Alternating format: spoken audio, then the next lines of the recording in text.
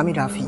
আমার বাসা রাজশাহী একডালা। ঘটনাটা আমার নিজের বড় ভাইয়ের সাথে ঘটে যাওয়া। কথা না বাড়িয়ে আমি সরাসরি আমার ঘটনায় চলে যাই। আমার বড় ভাই যেভাবে আমাদের কাছে ঘটনাটা বলেছেন, আমি ঠিক সেভাবে আপনাদের কাছে ঘটনাটা শেয়ার করছি।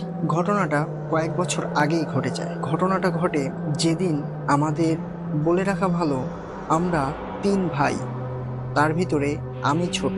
আমার বড় একটা ভাই আছে, তার বড় আরেকজন ভাই আছে। ঘটনাটা ঘটে আমাদের সবার বড় ভাইয়ের যেদিনকে একটা পুত্র সন্তান জন্ম হয়। এটাই ছিল তার প্রথম ছেলে সন্তান। এর আগে ও পরে কোনো বাচ্চা কাচ্চা নেই। যেদিন আমার বড় ভাইয়ের ছেলে জন্ম নেয়, সেদিনকে ঢাকা থেকে তাকে দেখার জন্য আমার খালা ট্রেনে করে আমাদের রাজশাহীতে এসে পৌঁছায়। রাত 2টা বাজায়। তখন আমাদের বাড়িতে আসার জন্য কোনো গাড়ি পাওয়া যেত না। আমি আমার ভ্যানটা নিয়ে খালাদেরকে স্টেশন থেকে নিয়ে আসার জন্য একাই বেরিয়ে পড়ি। আমি ভ্যানটা বের করতেই আমাদের বাসার সামনেই একটা মহিলাকে একটা ব্যাগ হাতে নিয়ে দাঁড়িয়ে থাকতে দেখি। তিনি তার পরিচয় জানান, সে আমাদের পাশের বাড়ির কোনো এক আত্মীয়।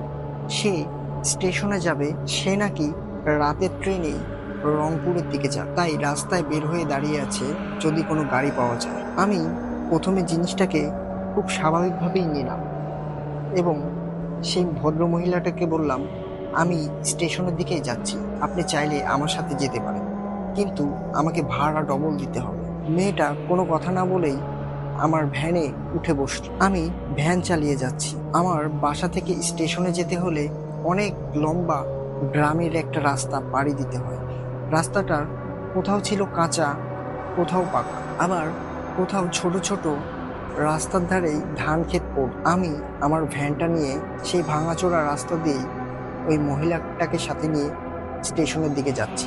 সেখানে আমার খালারা আমার জন্য অপেক্ষা করছেন। আমার বাসা থেকে ভ্যান নিয়ে স্টেশনে যেতে প্রায় 1 থেকে 1.5 ঘন্টার মতো সময় লাগে। বেশ কিছু দূর রাস্তা যাওয়ার পরে আমি পেছন থেকে কেমন একটা কর্মর কর্মর আওয়াজ শুনতে পাচ্ছিলাম। আমি পেছনে তাকিয়ে দেখলাম সেই মহিলাটা চুপচাপ বসে আছে। পেছনে তাকাতেই সেই কর্মর আওয়াজটা গায়েব হয়ে গেল। আমি আবারও সামনের দিকে তাকিয়ে ভ্যান চালাচ্ছিলাম। কিছুক্ষণ পরে সেই কর্মর আওয়াজটা আবারও শুরু হলো।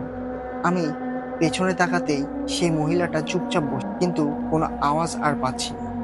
আমি ভাবতে লাগলাম, আমি যখনই পেছনে তাকাচ্ছি তখনই আওয়াজটা চলে যাচ্ছে, আবার সামনে তাকালেই আওয়াজটা হচ্ছে। এসব কি হচ্ছে? আমি ওই মহিলাটাকে জিজ্ঞাসা করলাম, আপনি কি কোনো আওয়াজ পাচ্ছেন? মহিলাটা কোনো কথা বলল না। কিছু দূর যেতেই সে আওয়াজটা পুনরায় শুরু হলো। আমি ভাবলাম হয়তো আমার ভ্যানের কোথাও থেকে এই শব্দটা আসছে। আমি চেক করার জন্য আমি চারিদিকে টর্চ লাইট মেরে ঘুরে দেখলাম, কিন্তু কোথাও এরকম শব্দ হতে পারে এরকম কোনো জায়গা দেখলাম না। আমি পুনরায় আবার ভ্যান চালাতে শুরু করলাম। ভ্যান চালাতে চালাতে আমি কাঁচা এক রাস্তার ভেতরে চলে এসেছি। আমার 2 পাশে ছোট ছোট ধান ক্ষেত আছে। এমন সময় সে কর্মর কর্মর আওয়াজটা আবার শুরু হলো। শুধু এবার আওয়াজটাই না, সাথে একটা নবজাতক বাচ্চার কান্নার আওয়াজও পেলাম। আমি পেছনে ফিরে তাকাতেই যা দেখলাম তার জন্য আমি মোটেও প্রস্তুত ছিলাম না। আমি দেখলাম সে মহিলাটা তার ব্যাগ থেকে ছোট্ট একটা বাচ্চা বের করে খাচ্ছে। সেই মহিলাটার চেহারা ছিল এমন, তার চোখগুলো জলজল করছিল, আর তার মুখে একটা ছোট্ট নবজাতক শিশুর হাত কামড়ে কামড়ে খাচ্ছিল। আমি এটা দেখে কি করব কিছুই বুঝতে পারছিলাম না। আমি ব্যালেন্স হারিয়ে সেই মহিলা আর ভ্যানকে নিয়েই ধান ক্ষেতের ভেতরে পড়ে যাই। তারপরে আমার আর কিছু মনে, সকালে যখন আমার জ্ঞান ফিরে তখন আমি নিজেকে নিজের বাড়িতে দেখতে পাই। ইতিমধ্যে আমার খালারাও সেখানে চলে এসেছে।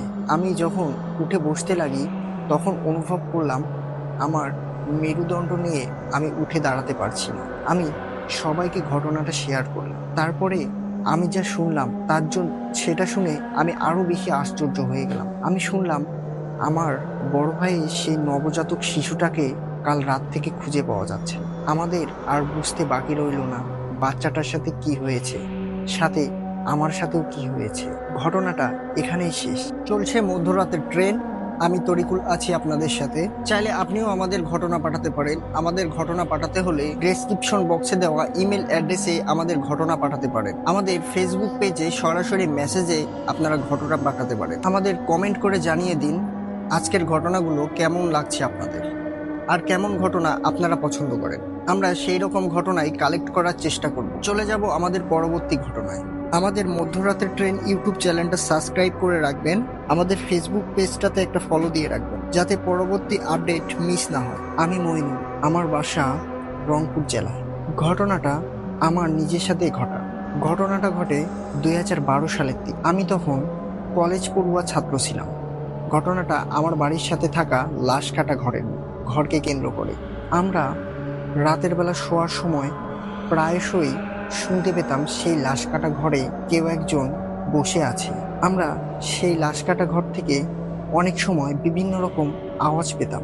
কখনো গভীর রাতে আসতো, কখনো বা দুপুরবেলায়, কখনো বা সন্ধ্যাবেলায়। বলে রাখি, আমি বুদ্ধি হওয়ার পর থেকেই সেই লাশ কাটা ঘরটা একেবারে পরিত্যক্ত দেখি। সেখানে কোনো লাশ কাটা ফাড়া হতো না। লাশ কাটা ঘরটা ছিল এমন বিশিষ্ট একটা ঘর। তার টিনের চালাগুলো ভেঙে ঘরের ভিতরে ঢুকে গেছে। ইট প্লাস্টার করা একটা রুম। ছোটবেলা খেলাধুলা করার জন্য আমরা মাঝে মধ্যে সেই ঘরের ওইদিকে যেতাম। আমার মা আর পাশের বাসার মানুষজনেরা এই নিয়ে আমাদেরকে অনেক বকাবকি করত। সেদিন ছিল শুক্রবার।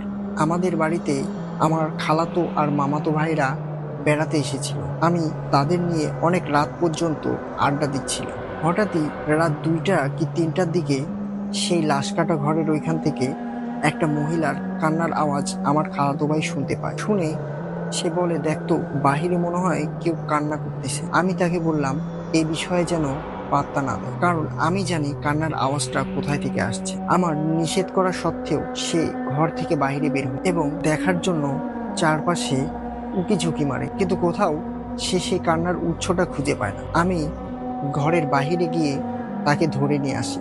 এই করতে করতে কিছুটা সময় কেটে যায়। আমরা রাতের বেলা শোয়ার আগে ওয়াশরুমে যাওয়ার জন্য একবার বের হই। যে যার মতো জায়গা খুঁজে নিয়ে সেখানে তাদের কাজ করছিল। আমি আমার কাজটা সারার জন্য লাশ কাটা ঘরের ওইদিকে গেলাম। যেহেতু আমার বাড়ির পাশেই সেই লাশ কাটা ঘর, আমি সেখানে গিয়ে আমার নিজের কাজ শেষ করলাম। ফেরত আসার সময় সেইখান থেকে একটা বাচ্চার কান্নার আওয়াজ পেল। এটা শুনে আমি দৌড়ে আমার বাড়ির দিকে যেতে লাগলাম। আমার বাড়ির মেন গেটের উপরে উঠে আমি দেখলাম সেই লাশ কাটা ঘরের ভাঙা চালের ওপর কেউ একজন বসে আছে। আমি এটা দেখে দ্রুত আমার ঘরে চলে গেলাম এবং আমার খালাতো আর মামাতো ভাইদের ঘটনাটা বললাম, আর এই নিয়ে সতর্ক করে দিলাম তারা যেন ঘর থেকে না বের হয়। রাত তখন প্রায় 3টা বাজে। আমরা জানালা খুলে দিয়ে শুয়েছিলাম। হঠাৎ করেই আমার খালাতো ভাই বলে ওঠে তার গায়ে নাকি জানালা দিয়ে কেউ একজন খোঁচা দিচ্ছে। প্রথমে আমরা ভাবি হয়তো আমাদেরই কোনো এক ভাই মজা করছে। আমি জানালার দিকে উকি দিলাম। জানালার দিকে উকি দিয়ে দেখতে পেলাম সেখানে সাদা কাপড় পরা কেউ একজন দাঁড়িয়ে আছে। আমাকে দেখে সে একটা মুচকি হাসি দিল। আমি চাঁদের আলোয় স্পষ্ট তার চেহারাটা দেখতে পেলাম। তার চেহারাটা খুব একটা ভয়ঙ্কর ছিল। সাদামাটা একটা মহিলা মানুষ ছিল, যা আমি চাঁদের আলোয় স্পষ্ট দেখতে পেলাম। কিন্তু এত রাতে আমাদের এইখানে সাদা কাপড় পরা কোনো মহিলার আসা সম্ভব? আমি জানালাটা বন্ধ করে শুয়ে পড়লাম। আমি শোয়ার কিছুক্ষণ পরেই শুনতে পেলাম আমার বাড়ির টিনের চালের ওপর কেউ একজন হাঁটছে। আমি আমার খালাতো আর মামাতো ভাইদের জাগিয়ে তুললাম এবং তাদের জিজ্ঞাসা করলাম যে তোরা কি কোনো আওয়াজ পাচ্ছিস? তারা কোনো আওয়াজ পাচ্ছিল, কিন্তু আমি একাই সেই আওয়াজগুলো পাচ্ছিলাম। সেদিন রাতে আমার আর ঘুম হলো না। নির্ঘুমভাবেই পুরোটা রাত কাটিয়ে দিলাম। তার কয়েকদিন বেশ ভালোই গেল। হঠাৎই এক সন্ধ্যাবেলায় আমি বাজার থেকে বাড়িতে আসছিলাম। আমি সাথে করে বড় বড় 2টা রুই মাছ নিয়ে আসছিলাম। আমি মাছটা নিয়ে যেই লাশ কাটা ঘরটাকে ক্রস করলাম, তখনই আমার গায়ে একটা মৃদু গরম বাতাস এসে লাগলো। বাতাসটা লাগায় আমি প্রচণ্ড অস্বস্তি বোধ করলাম। বাড়িতে এসেই মাছটা রেখে বারান্দাতে ধপ করে বসে পড়লাম। আর বসার সাথে সাথে আমি প্রচুর পরিমাণে বমি করতে লাগলাম। আমার মা এটা দেখে আমাকে জিজ্ঞাসা করলো কি হয়েছে। আমার অবস্থাটা তখন এমন ছিল যে আমি কোনো কথা বলতে পারছিলাম না, শুধু বমি করে যাচ্ছিলাম। এই অবস্থাতেই আমি দূরে দেখতে পেলাম সাদা কাপড় পরা কেউ একজন দাঁড়িয়ে আছে, এক দৃষ্টিতে আমার দিকে তাকিয়ে আছে। আমি কাউকে বলতে পারছি যে আমার সামনে কেউ একজন দাঁড়িয়ে আছে। এই করতে করতে রাত অনেক হয়ে গেল। আমার পরিবারের সবাই আমাকে নিয়ে হাসপাতালে গেল। সেখানকার চিকিৎসা নিয়েও আমার তেমন কোনো লাভ হচ্ছিল না। আমি অনবরত একটু পরপরই বমি করছিলাম। ঘটনাটা শুনে আমার খালা আম্মা আমাদের বাসায় আসেন এবং তিনি অনেক কিছু জানতেন। খালা আম্মা সেদিন রাত 12টার দিকে কি একটা আসন বসান, আর সেই আসনে আমাকে সামনে রেখে তিনি কি যেন বলতে লাগলেন। এমন সময় তার শরীরে কিছু একটা এসে ভর করে। সেই জিনিসটা আমাদের জানায় আমি সেই দিন যেদিন আমাদের খালাতো ভাই এসেছিল, সেদিন নাকি আমি সেখানে কোনো এক জিনের চুলের উপরে পেশাব করেছিলাম। এই জন্যই আজ আমার এই পরিণত। তারা আমাকে এই নিয়ে সেই জিনটার সাথে আমার খালার অনেক কথা কাটাকাটি হয়। লাস্ট ফিনিশ সেই জিনটার সাথে আমাদের চুক্তি হয়, সে একটা মুরগি আর 5 কেজি মিষ্টির বিনিময়ে আমাকে ছেড়ে চলে যায়। যেই কথা সেই কাজ। পরের দিনকেই একটা মুরগি আর 5 কেজি মিষ্টি নিয়ে আবার আসন পাতা হয়। সেই আসনে সেই জিনটাকে ওগুলো খেতে দিয়ে বিদায় করে দেওয়া হয়। তারপরে সেই লাশ কাটা ঘরের পাশের জমিটা আমরা বিক্রি করে দিয়ে অন্য জায়গায় জমি কিনে বাড়ি করি। তারপর থেকে আমার সাথে আর কিছু ঘটেনি। চলছে মধ্যরাতের ট্রেন, আমি তরিকুল আছি আপনাদের সাথে। চাইলে আপনিও আমাদের ঘটনা পাঠাতে পারেন। আমাদের ঘটনা পাঠাতে হলে ডেসক্রিপশন বক্সে দেওয়া ইমেল অ্যাড্রেসে আমাদের ঘটনা পাঠাতে পারেন। আমাদের ফেসবুক পেজে সরাসরি মেসেজে আপনারা ঘটনা পাঠাতে পারেন। আমাদের কমেন্ট করে জানিয়ে দিন আজকের ঘটনাগুলো কেমন লাগছে আপনাদের, আর কেমন ঘটনা আপনারা পছন্দ করেন। আমরা সেই রকম ঘটনাই কালেক্ট করার চেষ্টা করব। আমাদের মধ্যরাতের ট্রেন ইউটিউব চ্যানেলটা সাবস্ক্রাইব করে রাখবেন।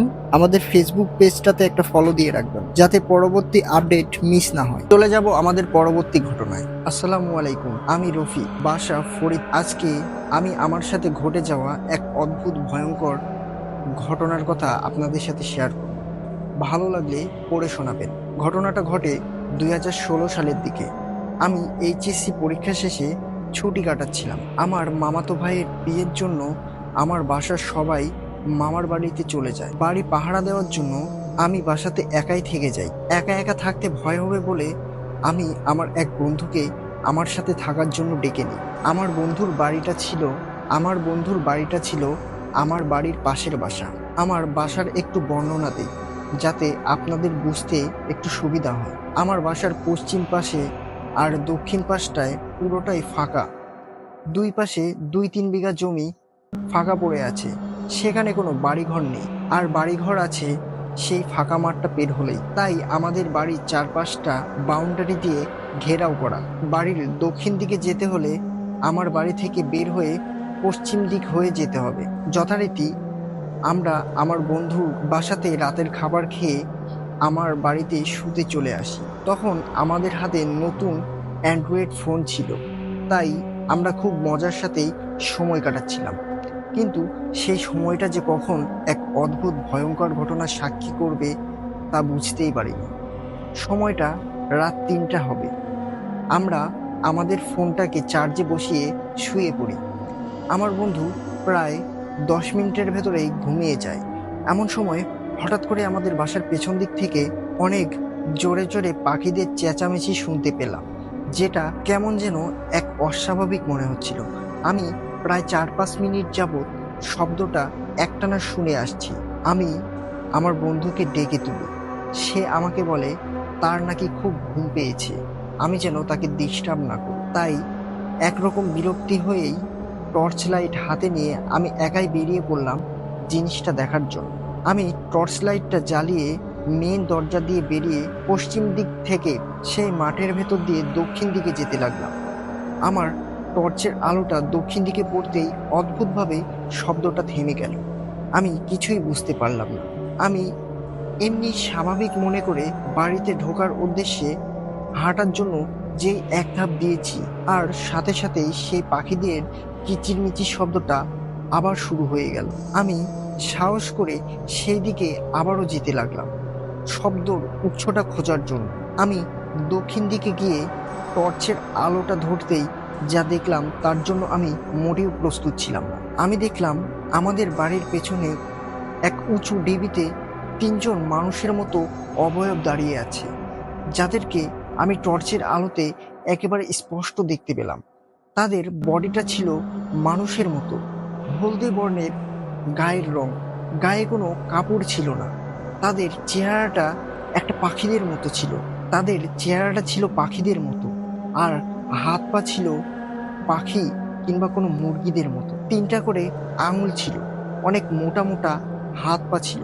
সে এক বিভৎস ভয়ঙ্কর চেহারা, যা ভাষায় প্রকাশ করার মতো নয়। আমি ভয়ে জোরে চিৎকার করে, আমাকে দেখে সেই অবয়বগুলো আরো জোরে জোরে পাখিদের মতো চেঁচামেচি করতে লাগে। তারপরে আমার আর কিছু মনে নেই। আমার যখন জ্ঞান ফিরে, তখন আমি বিছানায় শুয়ে আছি, আর আমার চারপাশে আমার পরিবারের সব লোকজন বসে আছে। আমার শরীরটা মনে হচ্ছিল যেন প্যারালাইজড হয়ে গেছে। আমি হাত পা নাড়াতে পারছিলাম না, কোনো কথা বলতে পারছিলাম না। শুধু আমি দেখতে পাচ্ছিলাম আমার চারপাশে আমার পরিজনরা বসে আছে। এভাবেই প্রায় 3টা মাস কেটে যায়। আমি কোনো কিছু খেতে পারতাম না। অনেক ডাক্তার কবিরাজ দেখিয়েও আমার শরীরের কোনো উন্নতি হচ্ছিল না। আলহামদুলিল্লাহ, মাস 3 পরে আমি সুস্থ হয়ে উঠি। সুস্থ হওয়ার পরে ঘটনাটা আমি সবাইকে বলি, কিন্তু এর কোনো ব্যাখ্যা আমি আজও খুঁজে পাইনি। তারপর থেকে আজও কোনো ঘটনা ঘটেনি। সবাই ভালো থাকবেন, দোয়া করবেন আমার জন্য। আসসালামু আলাইকুম।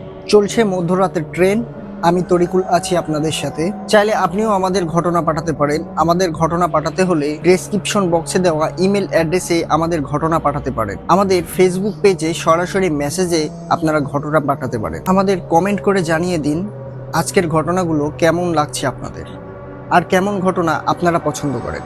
আমরা সেই রকম ঘটনাই কালেক্ট করার চেষ্টা করব। আমাদের মধ্যরাতের ট্রেন ইউটিউব চ্যানেলটা সাবস্ক্রাইব করে রাখবেন। আমাদের ফেসবুক পেজটাতে একটা ফলো দিয়ে রাখবেন, যাতে পরবর্তী আপডেট মিস না হয়। চলে যাব আমাদের পরবর্তী ঘটনায়। ঘটনাটা যেভাবে লিখে পাঠিয়েছেন আমি ঠিক সেভাবেই পড়ছি। পুরো ঘটনায় তিনি কোথাও তার নাম, ঠিকানা কোনো কিছু উল্লেখ করেনি। আমরা ছদ্মনাম হিসাবে তার নাম দিলাম রুবেল। ঘটনাটা যেদিন ঘটে সেদিন ছিল বৃহস্পতিবার। আমি পরের দিন শুক্রবার জন্য আমি আমার বন্ধুদের সাথে একটু বেশি রাত করে আড্ডা দিই। সময়টা বর্ষাকাল ছিল। আড্ডা দিতে দিতে কখন যে রাত 1টা বেজে গেছে বুঝতেই পারিনি। এমন সময় বৃষ্টিও নেমে এলো। আমি বেশ কিছুক্ষণ আমার বন্ধুর বাড়িতেই থেকে গেলাম। বলে রাখি, আমার বন্ধুর বাড়ি থেকে আমার বাড়িতে যদি হেঁটে যাই তাহলে প্রায় আধা ঘন্টা থেকে 45 মিনিট সময় লাগবে। আমার কাছে আমার নিজের বাইক ছিল। আমি আমার বাইকটা যখন স্টার্ট দিতে গেলাম, আমার বাইকটা আমার বন্ধুর বাড়ির উঠানে পড়েছিল। বৃষ্টির পানিতে ভিজে আমার বাইকটা স্টার্ট নিচ্ছিল না। আমি আর আমার বন্ধু মিলে তার বাড়িতে উঠিয়ে রাখি, পরের দিন নিয়ে যাব। এই বলে আমরা 3 বন্ধু মিলে নিজেদের বাড়ির উদ্দেশ্যে রওনা দিই। আমার বন্ধুর বাড়ি থেকে বের হয়ে 3 রাস্তার মোড়ে এসে যে যার মতো তাদের নিজের বাসার দিকে হাঁটতে লাগলাম। আমার বাড়িটা একটু ব্যাক সাইডে হওয়ায় আমি একাই আমার বাড়ির দিকে হাঁটতে লাগলাম। সময়টা রাত 2টা বেজে গেছে। আমি আমার মোবাইল ফোনটাকে একটা পলিথিনে মুড়িয়ে বৃষ্টিতে ভিজতে ভিজতে রওনা দিলাম। মুষলধারা বৃষ্টি হচ্ছে। ল্যাম্পপোস্টের আলোতে চারপাশটা কেমন মনোমুগ্ধকর পরিবেশ হয়েও আমি বৃষ্টির মজাটা খুব ভালোভাবেই নিচ্ছি। বর্ষাকালের বৃষ্টি, তাই বাজ পড়ার সম্ভাবনা খুবই কম। আমি খুব আনন্দের সাথে বৃষ্টিতে ভিজতে ভিজতে বাড়ির দিকে খুব আনন্দের সাথে হাঁটছিলাম। রাস্তাটা পুরোটাই ফাঁকা, চিকন একটা পাকা রাস্তার উপর দিয়ে আমি হেঁটে যাচ্ছি। কিছুক্ষণ হাঁটতেই চারপাশটায় কোনো দোকানপাট কিংবা কোনো বাড়ির দরজা জানালা খোলা নেই। আমি কিছুক্ষণ হাঁটতেই আমি দেখলাম ল্যাম্পপোস্টের নিচে লাল শাড়ি পরা কেউ একজন দাঁড়িয়ে আছে। আমি বেশ আশ্চর্য হলাম, এত রাতে একটা মেয়ে মানুষ রাস্তায় দাঁড়িয়ে কি। আমি বিষয়টা স্বাভাবিক মনে করেই তার কাছে গেলাম। সেখানে গিয়ে দেখলাম একটা অপরূপ সুন্দরী মেয়ে দাঁড়িয়ে আছে। তার বয়সটা 18 কি 19 বছরের মতো হবে। আমি তাকে জিজ্ঞেস করলাম, সে এখানে কি করছে? মেয়েটি হাসতে হাসতে আমাকে বলল, এই বৃষ্টির মধ্যে সে মরতে এসেছে। আমি মেয়েটার কথা শুনে হাসতে লাগি, কিন্তু বুঝতে পারিনি এই হাসিটা আমার বেশিক্ষণের জন্য ছিল না। আমি মজার ছলে তাকে জিজ্ঞাসা করলাম, তা আপনি কিভাবে মরবেন? সেই মেয়েটা আমাকে কোনো কথার উত্তর দিল না, সামনের দিকে হাঁটতে লাগলো। আমিও তার পেছন পেছন হাঁটতে লাগলাম। মেয়েটার ভেজা শরীরটা আমাকে প্রচন্ড পরিমাণে আকৃষ্ট করছিল। এরকম সুন্দর মেয়ে আমি আমার জীবনেও দেখিনি। আমি মেয়েটাকে আবার ডাক দিলাম এবং দাঁড় করালাম। তাকে মজার ছলে আমি জিজ্ঞাসা করলাম যে আপনি কিভাবে মরবেন, আমাকে বললেন না তো। মেয়েটি দাঁড়িয়ে গেল। আমি মেয়েটির কাছে গেলাম, গিয়ে তার অপরূপ সৌন্দর্য দেখে আমি নিজেকে আর কন্ট্রোল করতে পারলাম না। আমি খপ করে তার হাতটা চেপে ধরি। আশ্চর্যের বিষয়, আমার এইভাবে চেপে ধরা দেখেও মেয়েটা মুচকে একটা হাসি দিয়ে বলল, আমি গলায় দড়ি দিয়ে মরব। আমি তখন তাকে জিজ্ঞাসা করলাম, আপনি মরবেন সেই দড়িটা কই? তখন মেয়েটা আমাকে অবাক করে দিয়ে পাশের একটা গাছ দেখিয়ে দিয়ে বলল, এই গাছটার দিকে তাকালেই দেখতে। আমি ওই গাছটার দিকে তাকাতেই যা দেখলাম, তার জন্য আমি মোটেও প্রস্তুত ছিলাম। আমি দেখলাম সেই গাছে লাল শাড়ি পরা একটা মেয়ে গলায় দড়ি দিয়ে ঝুলছে। এটা দেখে আমি তার হাতটা ছেড়ে দিলাম এবং সেই মেয়েটার দিকে আবারও তাকালাম। আমি এবার এই মেয়েটার দিকে তাকাতে যা দেখলাম, তার জন্য আমি আরো বেশি প্রস্তুত ছিলাম। এতক্ষণ যে অপরূপ সুন্দর একটা মেয়েকে দেখছিলাম, সেই মেয়েটা চেহারা এখন বিভৎস হয়ে গেছে। তার চোখগুলো মনে হচ্ছে উল্টে গেছে, মুখটা ফ্যাকাশে, আর তার জিহ্বাটা বুক পর্যন্ত ঝুলে আছে। এটা দেখে ভয়ে আমি চিৎকার করে উঠি। আমি চিৎকার করতে করতে সেখান থেকে দৌড় দিই। আমি পাগলের মতো চিৎকার করতে করতে দৌড়াতে রাস্তায় কোনো কিছুর সাথে হোঁচট খেয়ে পড়ে যাই। তারপরে আমার আর কিছু মনে। পরের দিন বিকালের দিকে আমি নিজের জ্ঞান ফিরে পাই। মাথায় প্রচন্ড যন্ত্রণা অনুভব করছিলাম। হাত দিয়ে বুঝতে পারলাম আমার মাথাটা ব্যান্ডেজ করা। অনুভব করলাম আমি যেই হাত দিয়ে ওই মেয়েটাকে ধরেছিলাম, আমি সেই হাতে কোনো শক্তি পাচ্ছি। আমার হাতটা ফুলে আছে। ঘটনাটা আমি সবাইকে বললাম, আর ডাক্তারের কাছে গিয়ে আমার হাতটা এক্স-রে করে দেখলাম আমার হাতটা কনুই থেকে কবজি পর্যন্ত মাঝামাঝি অবস্থায় আমার হাতটা ভেঙে কয়েকটা টুকরো হয়ে গেছে। সেদিন আমি কি দেখেছিলাম আর ঘটনাটা কেন আমার সাথে ঘটেছিল, তার ব্যাখ্যা আমি আজও খুঁজে পাই। আমার হাতটা ভেঙে যাওয়ার কারণে আমার হাতটা ঠিক মতো জোড়াও লাগে, যার কারণে আমার ডান হাতটা এখনো বাঁকা হয়ে আছে। ঘটনাটা এখানেই শেষ। ভালো লাগলে পড়ে শোনাবেন। তারপরে তিনি তার ফোন নাম্বারটা লিখেছেন। বিশ্বাস করা না করা সম্পূর্ণ আপনার ব্যাপার। ঘটনাটা আমার আশ্চর্য আর অদ্ভুত মনে হয়েছিল, তাই আপনাদেরকে পড়ে শোনালাম। চলছে মধ্যরাতের ট্রেন, আমি তরিকুল আছি আপনাদের সাথে। চাইলে আপনিও আমাদের ঘটনা পাঠাতে পারেন। আমাদের ঘটনা পাঠাতে হলে ডেসক্রিপশন বক্সে দেওয়া ইমেল অ্যাড্রেসে আমাদের ঘটনা পাঠাতে পারেন। আমাদের ফেসবুক পেজে সরাসরি মেসেজে আপনারা ঘটনা পাঠাতে পারেন। আমাদের কমেন্ট করে জানিয়ে দিন আজকের ঘটনাগুলো কেমন লাগছে আপনাদের, আর কেমন ঘটনা আপনারা পছন্দ করেন। আমরা সেই রকম ঘটনাই কালেক্ট করার চেষ্টা করব। আমাদের মধ্যরাতের ট্রেন ইউটিউব চ্যানেলটা সাবস্ক্রাইব করে রাখবেন। আমাদের ফেসবুক পেজটাতে একটা ফলো দিয়ে রাখবেন, যাতে পরবর্তী আপডেট মিস না হয়। চলে যাব আমাদের পরবর্তী ঘটনায়।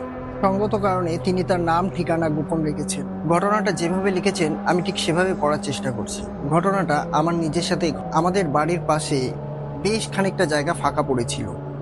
এক ভদ্রলোক সেই জায়গাটা কিনেন, আর সেখানেই তিনি একটা এক রুম বিশিষ্ট টিনের ঘর ওঠান। প্রথম 2-1 মাস আমরা কেউ তাদের সাথে চলাফেরা করতাম না। ভদ্রলোকটি তার বাসভবনে একাই বাস করতেন। তার কোনো বাচ্চা কাচ্চা অথবা তার স্ত্রীকেও আমরা কখনো দেখি। ভদ্রলোকটা দেখতে একেবারেই কালো ছিলেন, যাকে বলা হয় কুচকুচে কালো। তার চেহারার এক পাশটা পোড়া ছিল। যে কোনো মানুষ হুট করে যদি তার দিকে তাকান তাহলে অবশ্যই ভয় পাবে। এভাবে প্রায় মাসখানেক কেটে যায়। আমরা তার সাথে খুব কমই কথাবার্তা বলতাম। তার সাথে কথাবার্তা বলতাম না এটা বললেই চলে। ভদ্রলোকটি ফরেস্টার ছিলেন। তিনি 5 ওয়াক্ত নামাজ পড়তে মসজিদে যেতেন। সেখানেও তিনি নিজেও কারো সাথে আগ বাড়িয়ে কথা বলতেন না। নামাজ শেষ করে বাসায় ফিরে আসতেন। কোনো চায়ের দোকানেও তার আড্ডা ছিল না। হঠাৎই একদিন মসজিদে নামাজ পড়ার সময় সেই লোকটার সাথে আমার পরিচয় হয়। তিনি আমাকে তার বাসায় যেতে, তার বাড়ি আর আমার বাড়ি একেবারে পাশাপাশি ছিল, কিন্তু আমরা কখনোই তার বাড়িতে যাইনি অথবা তার সাথে কোনো কথাও বলিনি। সেদিনকেই প্রথম আমি তার বাড়িতে গেলাম। আমি তার বাড়িতে গিয়ে দেখলাম তার টিনের একটা ঘর ছিল, একটা বাথরুম ছিল, একটা টিউবওয়েল ছিল, আর বাড়ির চারপাশটা সুন্দর করে টিন দিয়েই ঘেরাও করে রেখেছেন। তার ভেতরে আমি ছোট ছোট অনেক সবজি গাছ দেখলাম। কথায় কথায় তাকে আমি জিজ্ঞাসা করলাম, আপনি কি করেন? সেই লোকটি বলল, সে কিছুই করে না। তার ছেলে সন্তান সম্পর্কে জিজ্ঞাসা করতে সে বলল, তারা নাকি ওই ভদ্রলোকটার সাথে থাকেন না, তারা আলাদা থাকেন। আর এই ভদ্রলোক এখানে নিজে এসে বাড়ি করে একাই থাকেন। তিনি একাই রান্না বাড়া করেন, একাই খান।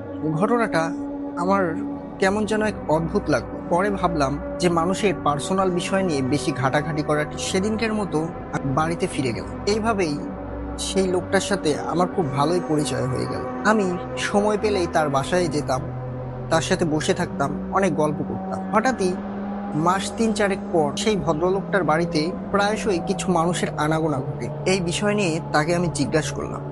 প্রথমে সেই ভদ্রলোকটি এই বিষয় নিয়ে কথা বলতে একটু ইতস্তত বোধ করলেন। তার কয়েকদিন পরেই সেই ভদ্রলোকটি আমাকে জানালেন তিনি নাকি হালকা পাতলা কবিরাজি। সেই সব মানুষ তার কাছে কিছু কিছু সমস্যা নিয়ে আসে আর তিনি সেগুলো সমাধান করার চেষ্টা করেন। আমি এতদিন যেই লোকটার সাথে চলাফেরা করলাম সেই লোকটি একটি কবিরাজ, সেই লোকটি ব্ল্যাক ম্যাজিক প্র্যাকটিস করে। মনের কোনো অংশে আমারও ইচ্ছা জাগলো যে আমিও ব্ল্যাক ম্যাজিক শিখি। আমি সেই ভদ্রলোকটিকে জানালাম আমি এগুলো শিখতে চাই। তিনি আমাকে বললেন এগুলো শেখার কোনো প্রয়োজন নেই, এগুলো শিখতে গেলে অনেক সময় জীবনও চলে যায়। আমি নাছোড়বান্দা হয়ে তাকে ধরলাম। তিনি আমাকে ছোট্ট ছোট্ট কিছু আমল শিখিয়ে দিলেন যেগুলো আমি করতে লাগলাম। এতে আমার কোনো সমস্যা। এভাবেই বেশ কিছুদিন কেটে যায়। আমি তার কাছে আরো বড় কিছু শেখার জন্য আগ্রহ প্রকাশ করলাম। সেদিন লোকটি আমাকে বলল, আমি সামনে পূর্ণিমায় তোমাকে কিছু দেখাবো। এটা দেখার পরেও তোমার যদি ইচ্ছে হয় শেখার, তাহলে আমি তোমাকে শেখানোর চেষ্টা করব।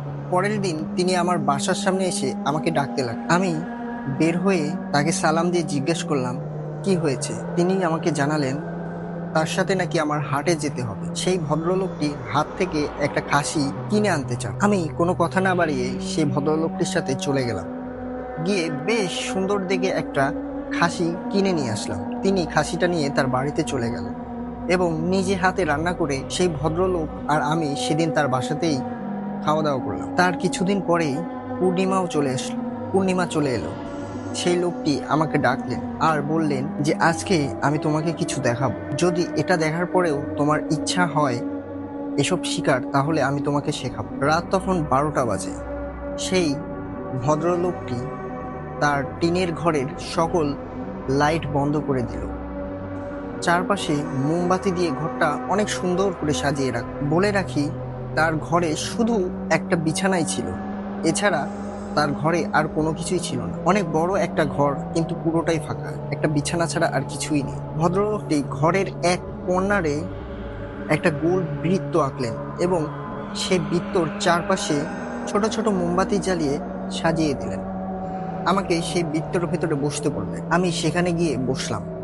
এবার আশ্চর্যভাবে তিনি তার ওই হাট থেকে কিনে নিয়ে আসা ছাগলটা তার ঘরের মাঝখানে বেঁধে রাখলেন। কি করছেন আমি এসবের কিছুই বুঝতে পারছি না। তিনি সেই খাসিটার মাথায় লাল কালারের কোনো একটা রং কিংবা আবির জাতীয় কিছু লাগিয়ে দিলেন। প্রথমে আমি ভাবলাম তিনি হয়তো এই খাসিটাকে বলি দিবেন। তাকে আমি জিজ্ঞাসা করলাম, আঙ্কেল খাসিটাকে আপনি কি করবেন, এখানে নিয়ে এসে বাঁধলেন কেন? লোকটি আমাকে বলল আমি যেন কোনো কথা না বলি, চুপচাপ সেই বৃত্তের ভিতরে বসে। আমিও তার কথা মতো সেই বৃত্তের ভিতরে চুপচাপ বসে থাকলাম। আমার একটু একটু ভয় হচ্ছিল যে তিনি আমার সাথে কিছু করেন নাকি। তার কিছুক্ষণ পরে সেই ভদ্রলোকটি নিজেও আমারই বৃত্তের ভিতরে এসে বসলেন এবং কিছু একটা পাঠ করতে লাগলেন। বেশ কিছুক্ষণ ধরে কিছু পাঠ করার পর তিনি আমার হাতটা চেপে ধরলেন এবং বললেন, এখন যা ঘটবে তা মন দিয়ে দেখবে আর কাউকে কিছু বলবে না। আমি তাকে মাথা নেড়ে হ্যাঁ সূচক জানালাম। তিনি আমাকে আরো বললেন, যা কিছুই হয়ে যাক এই বৃত্ত থেকে বের হবে না। এরপরে যা ঘটলো তা আমি আমার জীবনে কোনোদিনও দেখিনি আর কোনোদিন দেখতেও চাই না। আমি মোমবাতির আলোয় দেখলাম সেই ঘরটার ভেতরে 3-4টে ছায়ামূর্তির মতো কিছু একটা এসে দাঁড়ালো। সেই ভদ্রলোকটি তাদেরকে একটা সালাম দিলেন। সালাম দেওয়ার পরপরই সেই 3-4টে ছায়ামূর্তিগুলো ওই খাসিটার উপরে ঝাঁপিয়ে পড়ল। তখন সেই খাসিটা ভয়ানকভাবে চিৎকার করতে লাগলো। তারা 3-4 জন মিলে সেই খাসিটার কেউ হাত ধরে টানছে, কেউ পা ধরে টানছে। এভাবে টানতে টানতে তারা সেই খাসিটাকে ছিঁড়ে খেতে শুরু করলো, যা আমি আমার নিজের চোখে স্পষ্ট দেখছি। আমার এটা দেখে প্রচন্ড ভয় হচ্ছে। আমি কি করব কিছু বুঝতে পারছি না। আমি ভয়ে চোখ বন্ধ করে সেই লোকটির হাত আরো জোরে চেপে ধরলাম। আমি চোখের সামনে দেখছি সেই কালো অবয়বগুলো সেই খাসিটাকে ছিঁড়ে ছিঁড়ে খাচ্ছে। খাসিটা ভয়ঙ্কর ভাবে চিৎকার করছে। তার টিনের ঘরটায় মনে হচ্ছে কোনো এক ঝড় বয়ে যাচ্ছে। তার ঘরটা অনবরত কাঁপছিল। আমি ভয়ে চোখ বন্ধ করে আছি। কিছুক্ষণের মধ্যেই সবকিছু স্তব্ধ হয়ে গেল। আমি চোখ খুলে দেখলাম সেই লোকটি আমার পাশেই বসে আছে, আর আমাদের গোল বৃত্তে রাখা কিছু মোমবাতি লিভে গেছে। গোটা ঘরের এখানে ওখানে রক্ত লেগে আছে। আমি সাথে সাথে উঠে সেইখান থেকে এক দৌড়ে নিজের বাসায় চলে আসি। তারপরে বেশ কিছুদিন সেই লোকটার সাথে আমি কথা বলি না, এবং তাকে দেখা মাত্রই আমি ভয়ে পালিয়ে যেতাম। হঠাৎই একদিন মসজিদে নামাজ পড়ার সময় সেই লোকটি আমাকে ডাক দিলেন। আমাকে বললেন আমি কেন তার সাথে কথা বলি না। আমি তাকে বললাম আমি সেদিনকে প্রচণ্ড ভয় পেয়েছি। তিনি কি করেছিলেন এটা আমি তাকে জিজ্ঞেস করি। তখন তিনি আমাকে পুরো ঘটনাটা বলেন। তিনি বলেন যেই জিনিসগুলো আমি সেদিনকে দেখেছিলাম সেগুলো তার সাথেই থাকে, আর এই জিনিসগুলোই তিনি তার ব্ল্যাক ম্যাজিকের কাজে লাগান। তারপরে তিনি আমাকে জিজ্ঞেস করলেন আমি কি তার কাছ থেকে এসব শিখতে চাই। আমি তখন তাকে জানালাম আমি এতটাও সাহসী নই যে এগুলো সামনাসামনি দেখেও ভয় পাবো না। আমি তাকে জানালাম আমি এসব শিখতে চাই না। তিনি আমাকে বললেন আমি জানতাম তুমি এই কথাই বলবে, এই জন্যই আমি সেদিনকে সেই খাসিটা তোমাকে সাথে নিয়ে কিনে এনেছি, আর তোমার সামনেই তাদেরকে খেতে দিয়েছি। আমি যদি সেদিনকে এই কাজ না করতাম তাহলে তুমি প্রায়শই আমাকে ব্ল্যাক ম্যাজিক শেখান বলে বিরক্ত করো। আবারও সেই লোকটার সাথে আমার ভালো একটা সম্পর্ক হয়ে উঠলো। আমরা চলাফেরা একসাথেই করতাম। তিনি তার ইচ্ছাতেই আমাকে কিছু কিছু আমল শিখিয়েছিলেন, যেগুলো এখনো আমার মনে আছে। কিন্তু আমি সেই আমলগুলো আজ পর্যন্ত কারো উপরে ট্রাই করিনি। ভদ্রলোকটি এরকম ব্ল্যাক ম্যাজিক করার জন্য তার ফ্যামিলিকেও তিনি তার সাথে রাখেন। তার স্ত্রী আছে, তার সন্তানও আছে। হঠাৎ ঘটনাটা ঘটার বেশ কয়েক বছর পর আমরা তার স্ত্রী সন্তানকেও দেখি। ভদ্রলোকটি ফরেস্ট গার্ড মানুষ, এখনো তিনি বেঁচে আছেন, এখনো তিনি আমার বাড়ির পাশেই থাকেন। আমরা এখনো আগের মতোই সময় কাটাই। কিন্তু সেদিনকার ঘটনার পর থেকে আমার মন থেকে ব্ল্যাক ম্যাজিক শেখার ইচ্ছাটা চলে গেছে। আমি কখনোই এগুলো আর শিখতে চাই না। ঘটনাটা এখানেই শেষ। ভালো লাগলে পড়ে শোনাবেন। তারপরে তিনি তার নাম আর ফোন নাম্বার দিয়েছেন। আসলে ব্ল্যাক ম্যাজিকটা এমন একটা জিনিস যেগুলো আপনি যদি ইচ্ছা করেন যে আমি শিখতে চাই, আপনি পারবেন, কিন্তু প্রথম যে স্টেপগুলো আছে এগুলো হয়তো পূরণ করতে আপনার অনেক অসুবিধা হবে। আর আমার মতে ব্ল্যাক ম্যাজিক অথবা এসব অস্বাভাবিক ঘটনার কাছাকাছি যাওয়াটা আমাদের সাধারণ মানুষের ঠিক না। সবাই ব্ল্যাক ম্যাজিক থেকে একটু দূরে থাকবেন। এগুলো কোনো ভালো মানুষের কাজ না। এটা দিয়ে মানুষের ক্ষতি ছাড়া আর কোনো কিছুই করা যায় না। চলে যাব আমাদের পরবর্তী ঘটনায়।